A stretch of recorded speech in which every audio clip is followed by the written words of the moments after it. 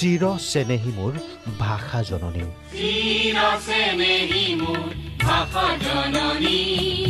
চিৰ চেনেহী মোৰ ভাষা জননী এটা ভাষাত অন্তৰ্নিহিত হৈ থাকে তাৰ শক্তি আই বন্দে পুণ্যে দীপাৱনী ভাষাৰ বিস্তাৰৰ চালিকা শক্তি আমি জননী চিৰ চেনেহী মোৰ ভাষা জননী আমাৰ মাজতে আমাৰ প্ৰাণৰ অসমীয়া ভাষাটি শক্তিশালী ৰূপত মূৰ্তমান হৈছেনে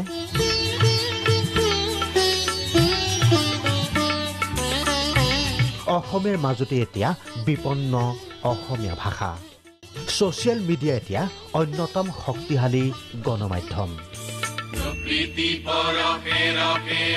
জ্যেষ্ঠজনৰ পৰা কনিষ্ঠজনলৈকে ছ'চিয়েল মিডিয়াত অবাধ বিচৰণ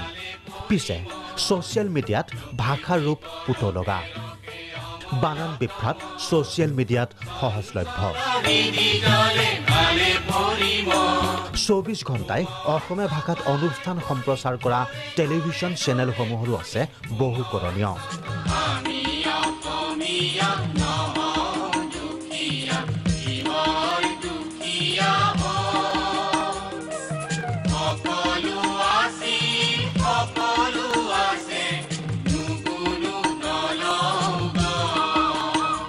নৱপ্ৰজন্মৰ বাবে জনপ্ৰিয় টেলিভিছন চেনেল হ'ব লাগিব উপযুক্ত ভাষা প্ৰচাৰৰ মাধ্যম বিশিষ্ট ভাষা বিজ্ঞানী সাহিত্যাচাৰ্য ৰমেশ পাঠকে এই সংক্ৰান্তত ক'লে বৈদ্যুতিন মাধ্যমৰ বাবে প্ৰয়োজন সুকীয়া ভাষা শৈলীৰ বৈদ্যুতিন মাধ্যম সম্পূৰ্ণ নতুন মাধ্যম এই মাধ্যমটোৰ লগত খাপ খোৱাৰ ধৰণৰ এটা বিশেষ ভাষা শৈলী প্ৰস্তুত কৰাৰ দায়িত্ব আমাৰ কিন্তু কিয় নকৰিব বা কি কৰিলে নকৰা হ'ব সেই বিষয়ে কিন্তু উপদেশ দিয়া মানুহ বা কাম কৰা মানুহ নাই আৰু এই বস্তুটো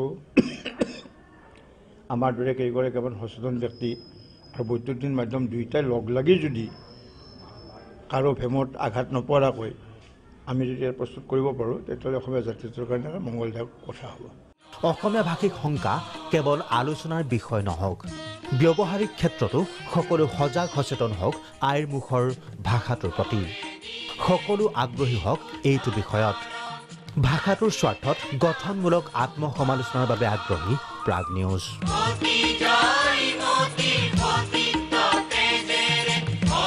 আইৰ মুখৰ ভাষাটোৰ প্ৰতি আমি কিমান দায়বদ্ধ